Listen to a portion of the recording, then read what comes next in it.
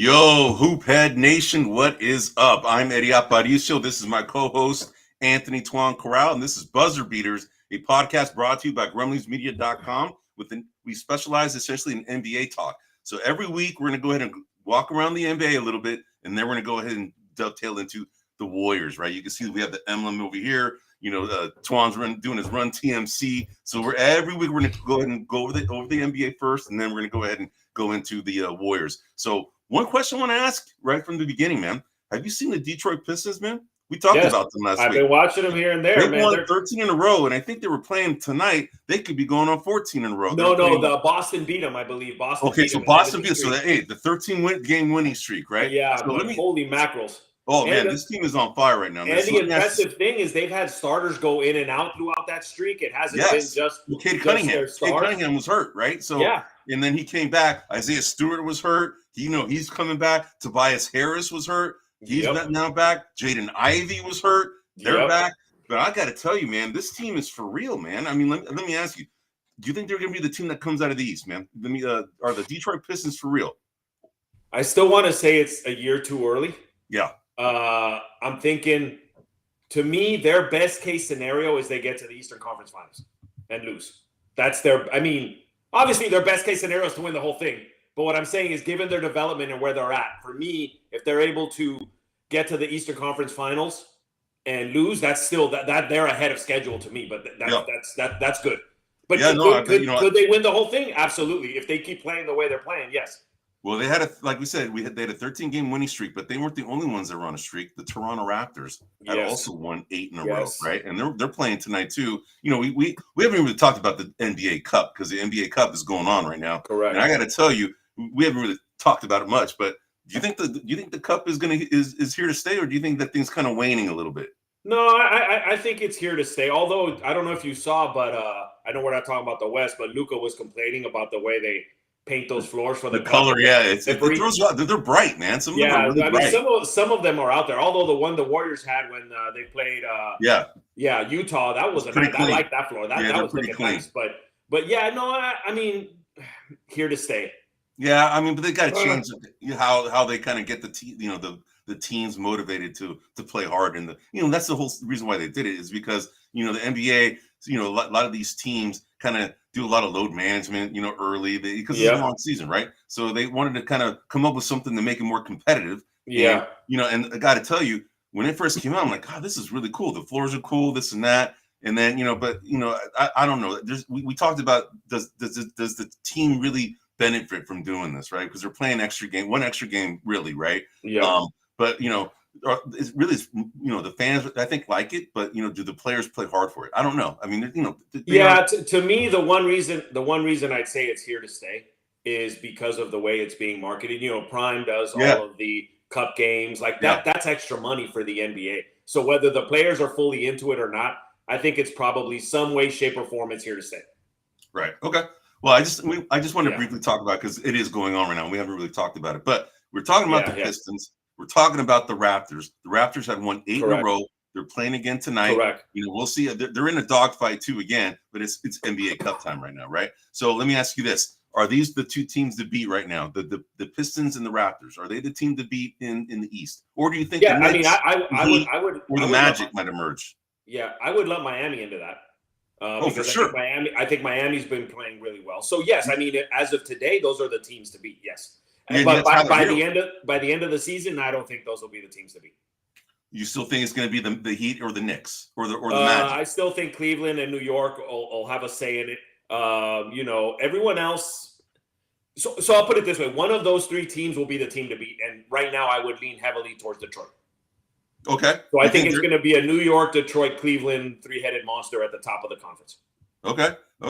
Yeah. Well, we'll see, man. But I got to tell you. The Pistons, they're young, right? They have a couple of, vets on the team. Tobias Harris is probably the oldest guy on the team right now, right?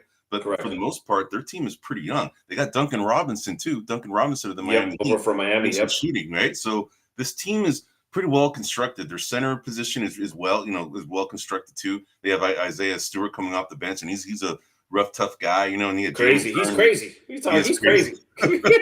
Yeah, exactly.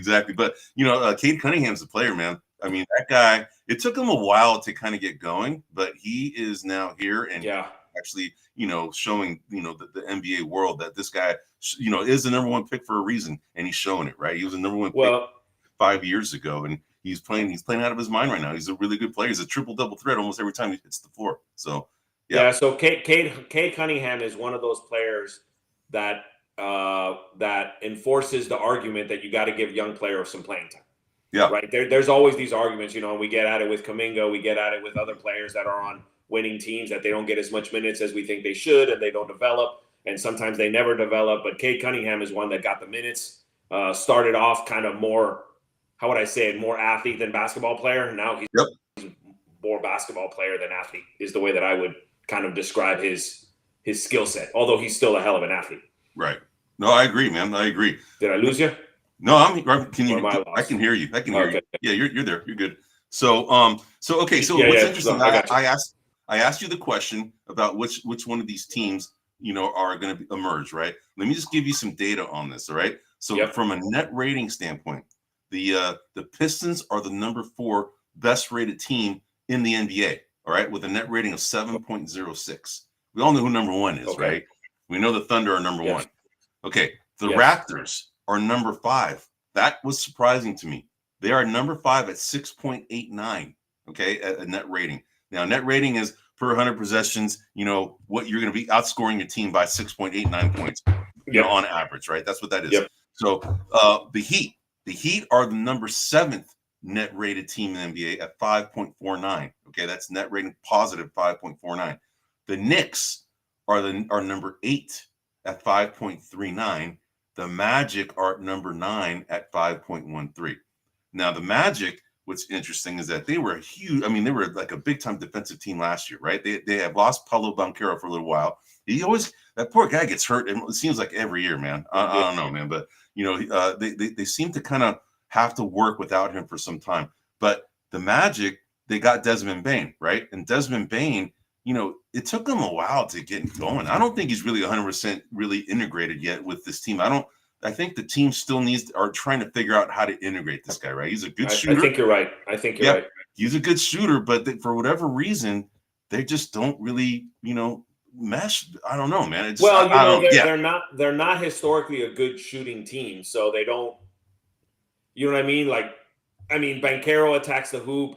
Wagner attacks the hoop. They're kind of, I don't want to say they're inside out. I mean, they shoot a lot of threes, or they have historically. They're just not very high at it. And so I think that, they're trying to figure that out. I think, to your point, I think they're trying to figure out how to implement a natural 3-point shooter. Yeah. Yeah. And that's the thing is that, they really don't have shooting, like you mentioned, right? Desmond Bane pretty much is probably their best shooter on the team. Although Franz Wagner is a decent shooter, but he's streaky, right? Paolo Banchero is also kind of one of these. He's a scoring type. He's just not like a shooter, right? Yeah. They have Tristan Da Silva.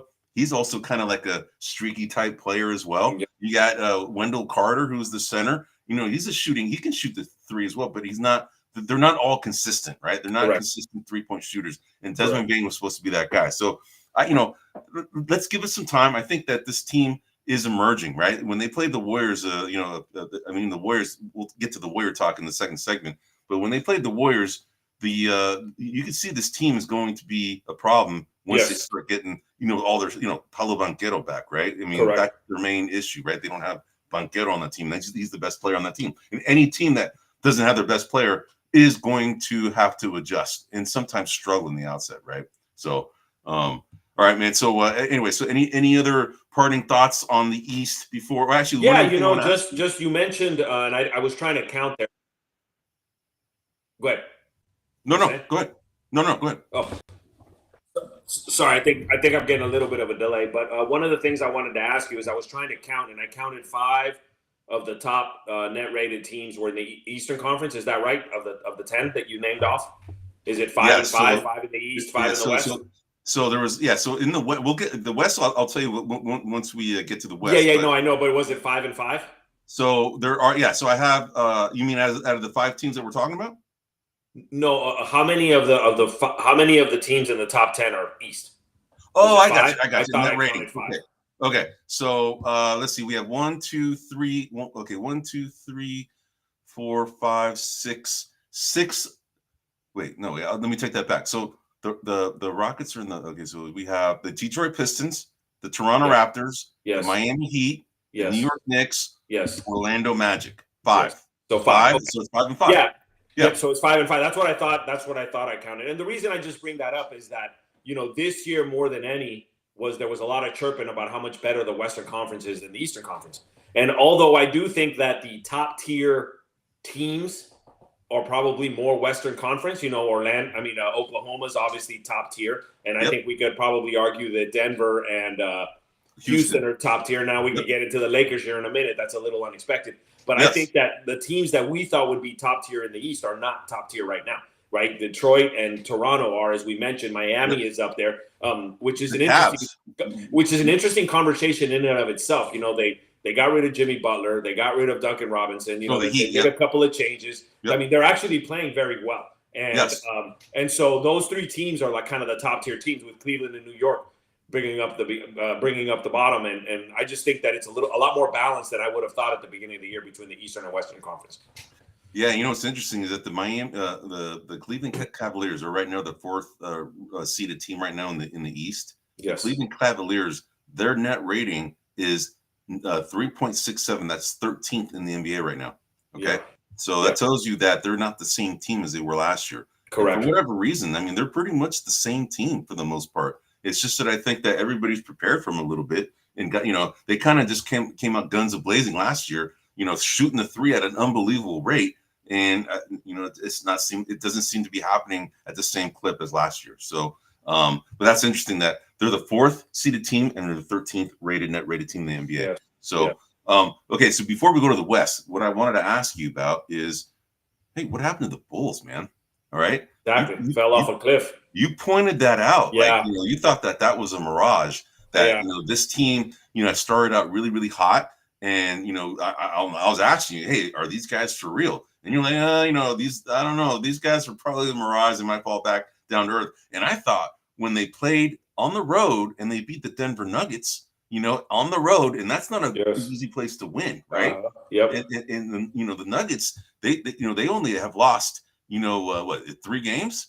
They've only lost 4 games. They've lost 4 games. Okay. And one of them is to the Chicago Bulls on the road, at home, actually, for the Denver Nuggets. So I thought that would have catapulted them, gave them some confidence, but they seem to just completely start kind of sputtering out, even after that win. So, it's interesting that this team, they have decent players on this team, right? They have a Josh Giddey, who's actually become a pretty good player. They got Nikola Vucevic, who's actually, doing pretty well. I mean, he's actually, he's been around the league for quite some time, but he's a pretty damn good center, right?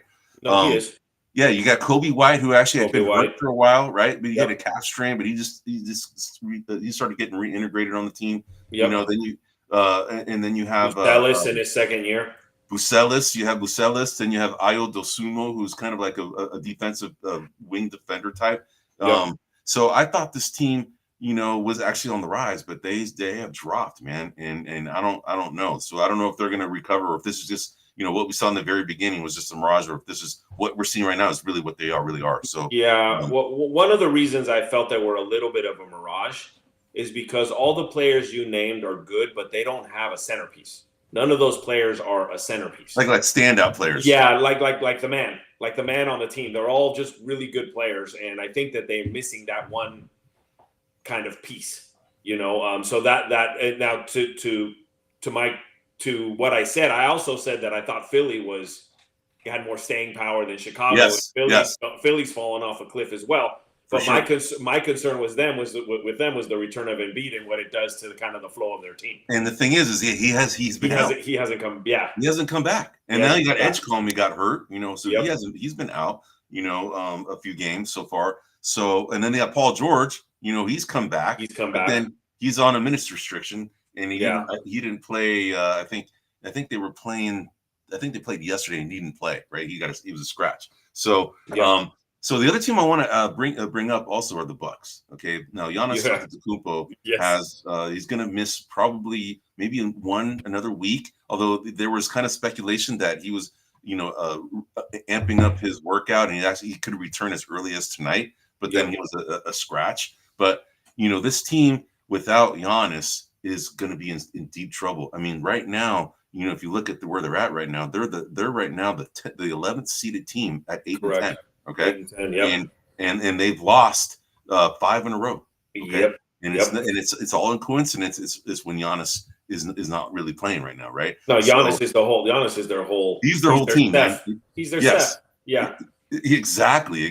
So the whole speculation is that the Bucks, the Giannis is a very, very loyal kind of player, right? And there's a lot of speculation that he's going to get disenchanted because he wants to win again, right? He has that one only championship, and and then the team got kind of reconstructed. Chris Middleton's gone. You have Brook Lopez is gone. They're kind of they brought Miles Turner on the team. They have Kyle Kuzma, who's new addition to the team. You have now AJ Green, who's kind of been inserted into the starting lineup. They have a bunch of just the guys. Just I use Charles Barkley's term, right? They do. They're missing a deep threat. They need somebody who could shoot. When Giannis is kind of driving down the hole and dishing it, he used to have someone like a Brook Lopez, a Chris Middleton who could shoot. Right? Who could shoot the three. A Damian Lillard or a Drew Holiday. Or Drew Holiday, right? And they don't have that anymore, right? So they're kind of one-dimensional with Giannis being the star player that he is. He's a really tough guy to guard in the NBA. Probably one of the hardest guys to guard. If he could shoot consistently, that dude would be unstoppable. I mean, he would be the unicorn, honestly. Yes. Right? But he's so I just want to get your perspective on the Bucks, man. Do you think that these guys have any shot of getting up to the top 6 at all, or do you think that this is where they're at? No, I mean, last year they and obviously Giannis was out last season as well, as was Lillard. They remember, if you remember, towards the beginning of the season, they were playing pretty bad. Then they kind of got their act together and they started to get the players and they were playing a little more regularly. And then they ended up making the playoffs. And then Lillard got hurt, right? And then they did make the playoffs last year, right? They were playing team. They were playing team, but I guess they didn't make the playoffs. They lost on the playing team, right? Yeah. So I guess I don't remember. They didn't make the playoffs, but yeah. So to me, they're kind of going through that again. They like I said, he's their Curry, and when that type of player is in and out of the lineup, it's very hard for you're screwed to acclimate for sure. And just so you may get a win here and there. So I'm gonna say yes, they're going to be like a playing team again. I don't know if they'll make the 6th seed. I'm thinking somewhere like 7 through 10. Okay, I see. I think what we see of them right now, their record says who they are. That's what I think. They're going to I agree, but I'm not so much speculating on them as I am looking at the other teams that are ahead of them. Yeah. Like Detroit's solid. Toronto's proving to be solid. Cleveland, Miami, New York, Orlando. Orlando's there. So there's a lot of teams that are ahead of them that should be ahead of them. Frankly, they just got more talent and they're better off. And so, I think they're going to hover between 7 and 10. Yeah. I would say that right now, if I look at the standings right now, the teams that are solid, the top 4 or the top 5 are going to be kind of moving around a lot among the Pistons, the Raptors, the Heat, the Cavs, and the Knicks. Those guys are going to be jockeying for those top 5 positions. Correct. Right. And then after that, you have the Hawks, the Magic, those are the guys that are at 6 and 7. Then you have Boston surprisingly at number 8. Then the Bulls at number 9, and the Sixers at 10, and Milwaukee's at 11. Correct. Right? If you have below Milwaukee is Charlotte, Brooklyn, Indiana, and the Wizards. Those guys are going to be jockeying for those bottom 4 positions, right? Correct. But yeah, I mean Indiana, if they can kind of get their act together, but I mean they've started off horribly. No, I don't think they're going to recover, man. I'm going to be. I want to see how this owner reacts to that. If he keeps everybody in, because this is kind of like one of these lost, seasons, because if they lost their best player, Tyrese Halliburton, to an injury. Correct. Kind of like, if you look at the way the Celtics kind of reacted to Jason Tatum, they did a fire sale, man. They did it right from the outset, right? Everybody was just gone, right? Drew Holiday, Kristaps Porzingis, Luke Cornett, all gone, right? And then, that was their way of kind of dealing with it. But now the Pacers, they're dealing with the same scenario, right? And they have pretty much everybody intact except for Miles Turner, of course, and of course Tyrese Halliburton, right? So, but they still have decent players on this team. So, what's going to happen come trade deadline? And they haven't really made any movement up the rankings, right? Are they going to just say, or is ownership and the fans, are they going to be like clamoring, to do something, or are they just going to reassure their fan base saying, hey, we're staying pat because, hey, this is kind of a lost season. We're going to develop some of our young guys, right? And, we all know this is what's going to, potentially going to happen. But, it'll be interesting how they handle it. What are your thoughts, man? One of the things that I would, one of the key differences that I see between Boston and Indiana is Boston won a championship. And that really allows them to have a fire sale because they're like, hey, we got our two key pieces, which are Jaylen Brown and Jason Tatum. Yep. We've got a couple of kind of complementary pieces that we haven't gotten rid of. Yep. And so I think for them, it's easier to kind of save on the cap, rebuild, and do that. With Indiana, it's different. I wouldn't do anything if I was them. I'd wait till next year because here's the thing. Halliburton had a hell of a year last year. But what we don't know was that a one-off? Is he the man?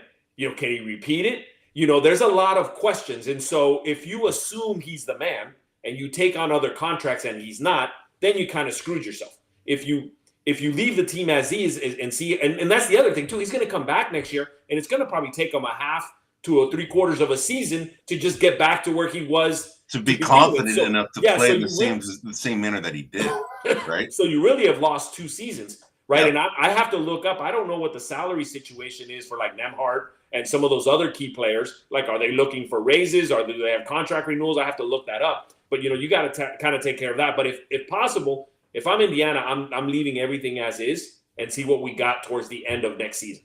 Yeah. I think they should keep everybody in touch. They shouldn't do a fire sale. I mean, they were in the finals last year, right? And the best player is out. But I guess you wouldn't expect this team to be as bad as it's shown, right? They only have, what is it? They only have 2 wins, and one of them against our Warriors, by the way. Right? So they've only had 2 wins to this point, and that's very surprising to a team that was in the finals last year. All right, so kind of no, it is. But let me ask you this, Eddie. Why do you think they're so bad? Oh man, you know what? It's probably that they don't have somebody like, they don't have a backup point guard that is similar to what Tyrese Halliburton does. Mm-hmm. They have TJ McConnell, but he's a different kind. He's a change of pace kind of guy, right? He is. They could put Andrew Nembhard there too. I don't know. They seem to have lost their I don't want to say their focus, but their identity a little bit. Yep. They seem to have suffered some identity crisis right now. So you're thinking that the main reason is the loss of Halliburton. Halliburton makes that engine go. Yes, and you're going to say Miles Turner. Well, I'm going to say, they lost both their leaders, right? They lost their kind of like veteran leadership in Miles Turner, right? Yeah. He was the guy who had been there, had done it before. He was kind of their big man that, could do multitude of kind of the dirty work and was there. And then they lost Halliburton, which was their star, And so those 2 things are a huge loss. I mean, if I look at, just to relate it to the Warriors or, any other team, if you lose Jimmy Butler and Steph Curry, that's it. What good are the Warriors? If you lose, obviously you can't do that for Orlando, but if Houston lost Şengün and Durant, what are we talking about? This is they are a lot worse than I thought they would be. I mean, they're really, really bad. Yeah. But they did take a big hit. Those 2 pieces were their best 2 pieces, I would argue, because some other players played better in the playoffs, but those were their 2 solid, their cornerstones. But then you have you also have a champion on the team in Pascal Siakam. Correct. Right. You would think that having him, having Nesmith, having Nembhard, having McConnell, having Isaiah Jackson, who came back from an Achilles last year. I'm sure I'm missing a few others, but these are the guys, right? Ben Mathurin. Okay. Yes. So these are all good, decent players, man. They're not. No, I agree. But if you remember with Siakam, the year after they won the championship, Siakam was kind of a shell of himself, which is really why he got traded. You know, he wasn't really so he seems like a player that's emotionally tied to how good the team is. You know, if the team is better, he does better. If the team is kind of crappy, he kind of falls. Like he doesn't lift the team up, is what you're saying. Yeah, he doesn't. He just kind of follows suit. So when they win, he helps, and when they suck, he helps. You know, like makes them worse. You know, that's interesting. Yeah. So I mean, I'm just looking at historically at what he's done, because when Toronto, after Kawhi left, they were okay for a year or two, and then they just started to get worse and worse. Yeah, no, that's a good call, man. Yeah, I like that. He didn't really do much there. It's possible that is a big contributing factor, is that they need, once their superstar guy went out, nobody else was there to kind of help steer the ship in the right direction. And Pascal Siakam is that guy. He should be that guy. But, he might be just one of these types that doesn't want to assert himself as a leader. He's kind of always been the other guy, right? Not necessarily the leader. So, exactly.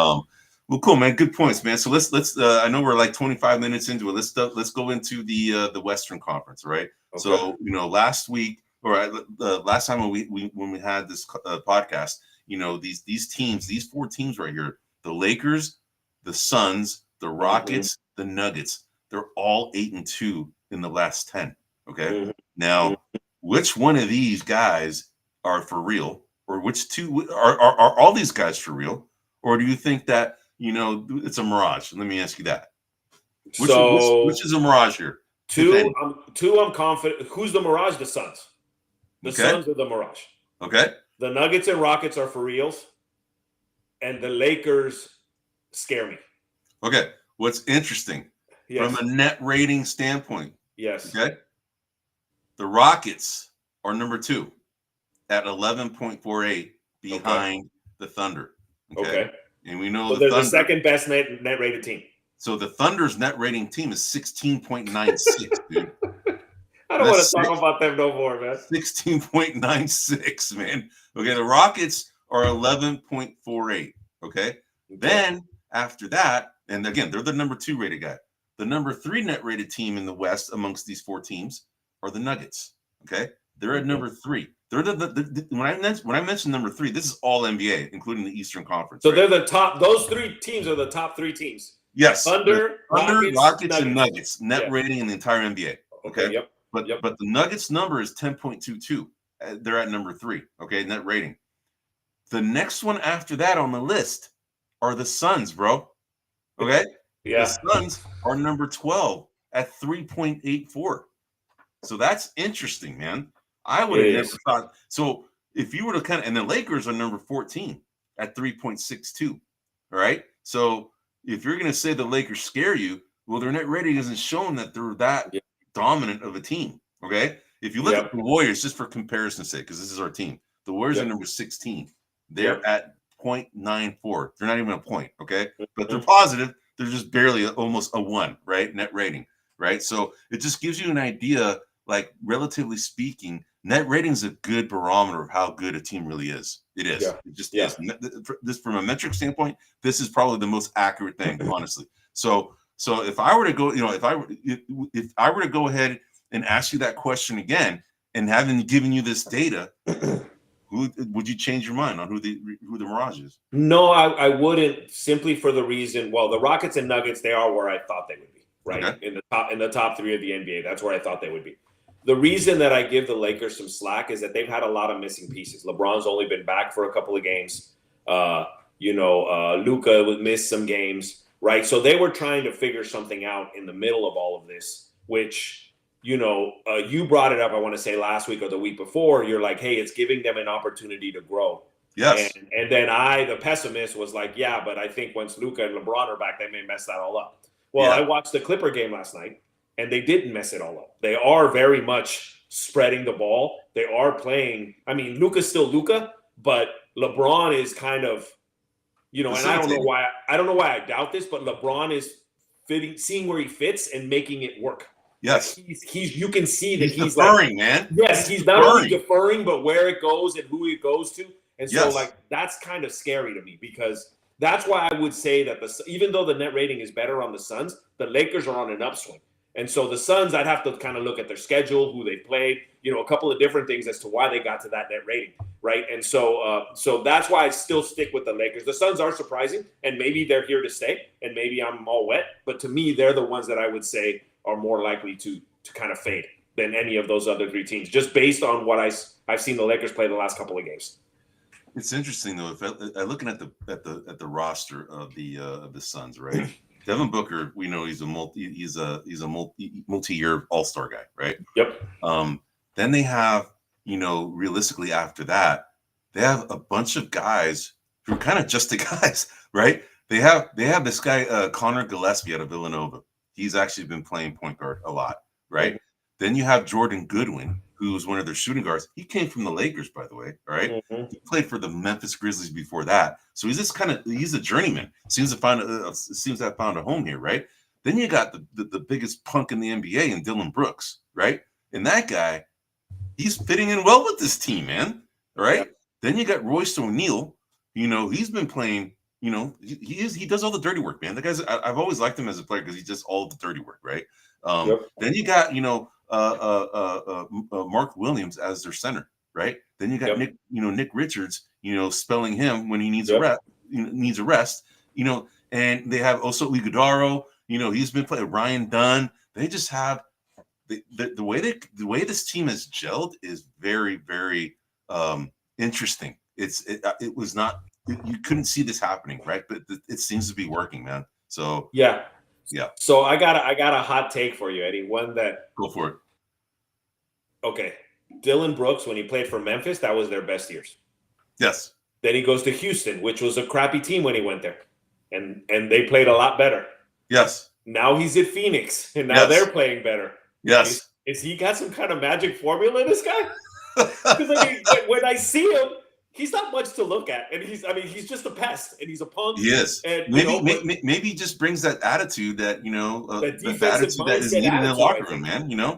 He is kind of a presence. He's a big dude. He's not small. I mean, he's pretty strong. He's a big dude, right? I don't know if you saw the tussle between him and Jimmy Butler. There was like a tussle. I saw a video about him. I don't know if it was the last game or not, but he was. Jimmy Butler was saying, I've been schooling you from day one. And, and then Dylan Brooks was like, come on, you're right? Yeah. Anyway, there's something to be said. That's an interesting observation that you made, that wherever Dylan Brooks goes seems to catapult that team to the next level. And I don't know if that's coincidence or if that's causation or correlation. I don't know, right? I would probably say it's more correlation. I wouldn't have said much except that, like, I look at this Phoenix team and they're okay, but they're playing ahead of their skis right now. To me, they're playing ahead of their skis. Just based on the talent that the rest of the conference has. Right? I'm not saying they're not talented, but you put them against some of the other teams and the talent they have, and I wouldn't have them, as a higher net rating than the Lakers. I wouldn't have them, even in this conversation. But so I think maybe he brings a defensive mentality. He brings kind of bully ball attitude. Where we're not afraid of anyone, like I'm willing to challenge anyone, and maybe that empowers the players. Maybe I don't think there's anything from a skill set that he brings that changes these teams, but I'm thinking there's something from a mindset that he brings that changes these teams. I don't know. It's possible. I mean, it's a very interesting observation that you made. He is a good player, though. I don't want to say that he's not a great player. He's not. No, he's a good glue guy. Yeah, that's all the dirty work. He's like Pat Bever. Yeah, he's a nuisance, he's good, man. Like Pat Bev was good. But he's a good defender, man. Yes. He defends at an elite level, man. Honestly, He really is. He is a bigger version of Lou Dort, really. Yeah. Because Lou Dort is like a pest too, but he doesn't have the attitude. Lou Dort just goes out there and is like brings his lunch pail and goes to work and is quiet about it. He doesn't start quiet about it, right? And this guy is all about trying to get in your head, right? And that's part of his panache, right? So So anyway, man, so good observation. So let's go on because we're kind of getting close on time. So the last segment I want to ask you about are the Mavs and the Clippers. These guys, can they recover, man? Are we seeing who they are, or is just kind of like an anomaly right now? It's just, we know the Clippers are the oldest team in the NBA, right? And they had last year they took the Nuggets 7 games, man. All right, this team is good. They were good. All of a sudden. They seem to have fallen apart. Is it just age, or what's going on? And the Cavs, we already know about them, right? They fired Nico Harrison, right? And now they have Cooper Flag playing point, and Anthony Davis hasn't been back in the lineup for a long time. He's missed a lot of games. But do you see these guys recovering once everybody comes back? Or for the Mavs, that's the case, but for the Clippers, it's not. The Clippers, something's happened. We don't know. What are your thoughts, man? Yeah, so to start off the season, we had that whole controversy with Kawhi that he was getting paid through some shell company or some third company for advertisement. They were circumventing the salary cap. So I don't know what, but I'll tell you this: I watched Kawhi last night, and I watched him a couple of games ago, and he looks old, like old. Like I don't know why he's still doing what he does, but it's slower. And to me, I've always felt that team goes as far as Kawhi can take them. Right? So to me, if Kawhi continues to look the way I've seen him the last couple of games, I'm going to say no, they're not coming back. The Mavs are an interesting, how would I put this? The Mavs are suffering from the fact that they traded Luka, and they want to get back to where they were with Luka, right away. They're being impatient about it. Yeah. Because the fan base is pissed, man. No, I understand. They're trying to make up for that, and that impatience is causing their demise. That's a good call. That's a good call. Yeah, that's a good call. I agree with you. Yeah, because I think that this team needs a year and a half to gel, figure it out. They got a lot of talent on this team. Now, the wild card is Anthony Davis. The guy's always hurt. So if you can figure out a way to, back him up or have a piece that can fill in for him when he's hurt, then I think they're fine. But if they have a fire sale, if they trade Anthony Davis, if they trade, Lively or one of the other bigs, I don't know if I agree with that. I think they should leave well enough alone. But I don't think that they're going to recover necessarily this year. Yeah. So we got Guillermo chiming in here. It says Mark Cuban built a powerhouse in Dallas. Why not involve him more? He's on the outs. He's on why? the outs. Yeah, he's probably he sold his piece, right? I think he's still a minority. I'm not sure if he's still a minority stakeholder in the team, but the majority of it is no longer his, right? But he's still, the guy did do a very good job as an owner. We got he did. He did. He turned that franchise around, man, big time. And he understood the fundamental rule, which is stars get paid. Yeah. He understood that rule through and through. And one of the reasons they let Luka go is because the organization didn't want to commit that much money to a player where they questioned his habits. That's why I think they did it. They're like, dude, we're going to give this guy $300 to $500 million. Yeah. And he's fat and doesn't want to come into our training. And how are we going to do that? But the golden rule is he's your star. He's the talent. So whatever he's doing, he got you to the Western Conference Finals the year Western before Conference you traded Finals. him, Yep. And so that's the talent, man, that you got to pay. Just like I remember, a million years ago, for those that are younger, when Chris Webber played for the Warriors and him and Don Nelson weren't getting along, and they got rid of Chris Webber. It's like, you don't get rid of the talent, man. You don't get rid of the talent. Yeah. I love Don Nelson, but you don't get rid of the talent. You don't get rid of I agree with you, man. Yeah, and that's what they did. They got rid of their talent, and now they're chasing their tails. And I think that their panic is going to make it worse. Yeah, no, I hear you, man. That's a good. But for this year, I don't think they recover. I'm going to say. I think that's a good call, man. Their impatience is the reason for their demise. I think that's a good line and a good quote, man. I think that's right, man. All right, man. So let's go. We're already at 40 minutes, and we still have to cover our second segment, and this is our weekly Warriors segment. So here are some of the questions, man, I want to pose to you, right? All right. First question, yes. First question, all right? Yes. Are long athletic teams their kryptonite? All right. We saw that the Portland Trail Blazers, they're not the most athletic team, but they're athletic. But they seem to have something on the Warriors, and the Warriors they struggle against this team. Now, we already know that the other athletic teams, they're playing one tonight because they're playing the Houston Rockets. They're another athletic team. The Thunder blew them out so bad that they kind of was having internal turmoil about, an identity crisis, if you will, right? And they seem to turn things around, right? Again, they saw what the champs look like, and they know that they had a lot of work to get to that point where the Thunder are, right? So that was a good measuring stick for them, but a good reminder that they have to pay attention to the details, right? Now, I'm going to jump to the other topic here. That the very last topic is, what about Jimmy's comments, right? Did you hear about his comments about the defense? He's calling out the team about the defense. They're not playing like they like he thought that they should be playing, right? Because it's not Warriors basketball to be playing the way we're playing without so was it warranted? Let me ask you that. Warranted? Were those comments warranted? Do you think it's fair?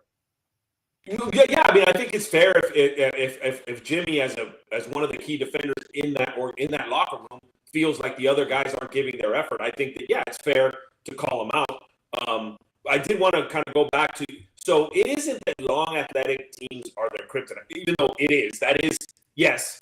But here's the thing: teams that are able to recover and prevent Curry from shooting and getting where he wants to get, that's the kryptonite. Right, when you can minimize Curry to do his thing, the rest of the team can't move forward effectively. Well, the rest of the team can't function unless there's another shooter on the squad other than Curry, right? Correct. That's the way this offense was built. It was architected that way because of Klay Thompson, right?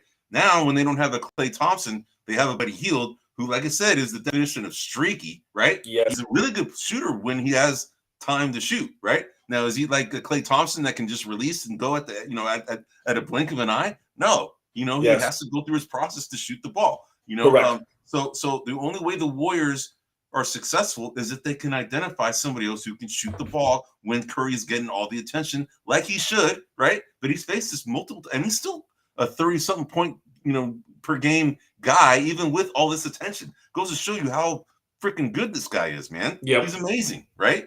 So now I move forward to your question about Jimmy Butler and questioning the defense.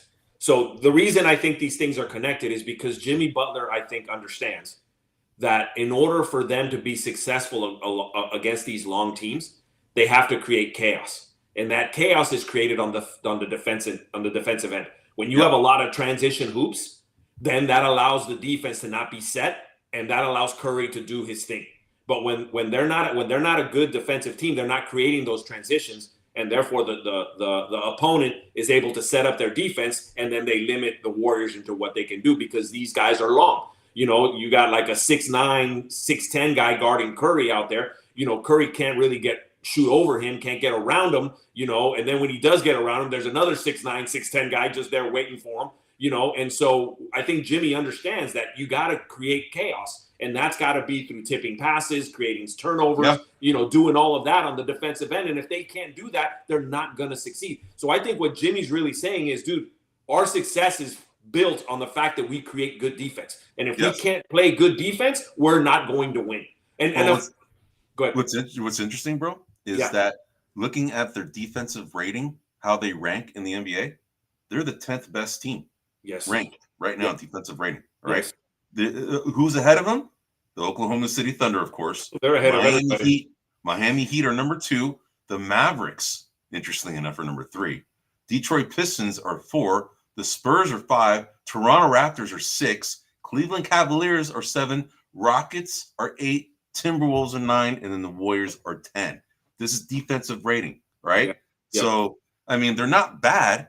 But in order for them to be good, they have to be in the top 5. They have to be, dude. Yes. They have to be, right? Yes. And And what I'd be interested in is, if you have it in front of you, what is their offensive rating? My guess would be that they're somewhere between 15 and 20. Oh, as far as where they're rated? Ranked. Yeah, an offensive rating. They are number 22. Yeah, see, so they're even worse than I thought. So that's the problem. The problem isn't so much when you look at the defensive rating, that's one half of the equation. You're preventing the other team from scoring, but now you can't score yourself. You can't score. Yeah, right. and teams have figured it out. They figured out that you stop Curry, you solve a lot of the problems. Correct. Yeah, and that's why I think Jimmy Butler has to get more assertive offensively, in my opinion. Yes. Yeah, and I think he starts by pointing the finger at himself. Right?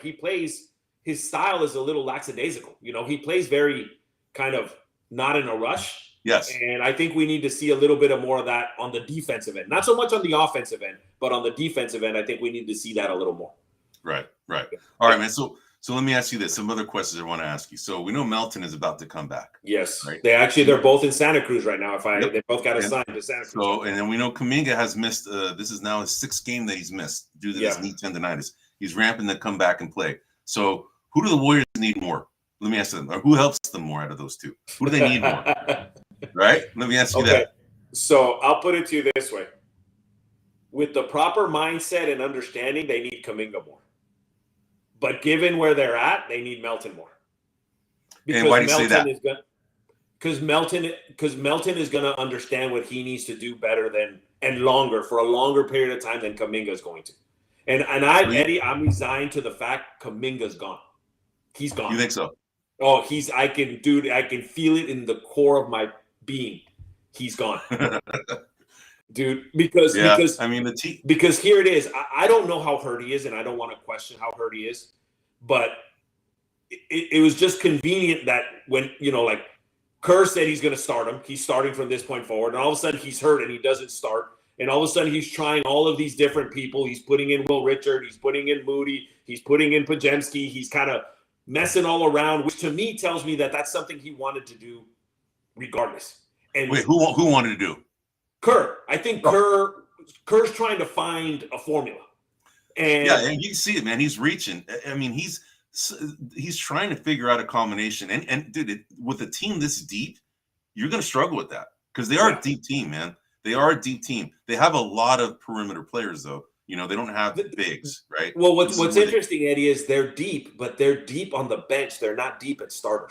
Yeah, I agree with you. But all those guys can play. Whether or not they're like NBA rotational 6th or 7th man guys remains to be seen. Yeah. But, they have players that actually can do decent work on the court, right? Yeah. I would, Podziemski, I would probably argue he's probably more of a 7 or 8 guy on a team, right? Yep. Melton, although he's not played yet, he's more like a 6 guy coming off the bench, right? Yep. You have Horford's like a 7, 8, or 9. Who's this? Horford, yeah, I mean he's probably about a 9, right? And then you have Will Richard, who's probably realistically like a 14 or 13 on a lot of teams, right? On a good team, right? Then you got like Quentin Post. Okay, Quentin Post is a guy. I think he's played better defensively. He's not shooting the ball as good as he used to. He's not, but his defense is better. His defense is better. His rebounding's better. All that stuff is better, which is good. Which is what they need, right? So, but I would probably, given his size and what he can do on a team and shoot, I would probably put him like around a 7 or 8, in that area. Yeah. Then you got Moses Moody, right? Moses Moody on a good team is probably like an 8 or a 9 too. Correct. Honestly, right? Yeah, he's on the lower half. But that's what I'm saying is we have 3 starters on this team. We have Draymond, Steph, and Butler. Yeah. And then we're trying to fill in the other 2 spots with whoever makes sense for that game. Yeah. And my thing is Kuminga, to me, has not shown that he deserves to be that starter for every game of the season. He's also a player that is situational. Yeah, but I'll tell you that he has the skill set, to be like a starter on a bad team, right?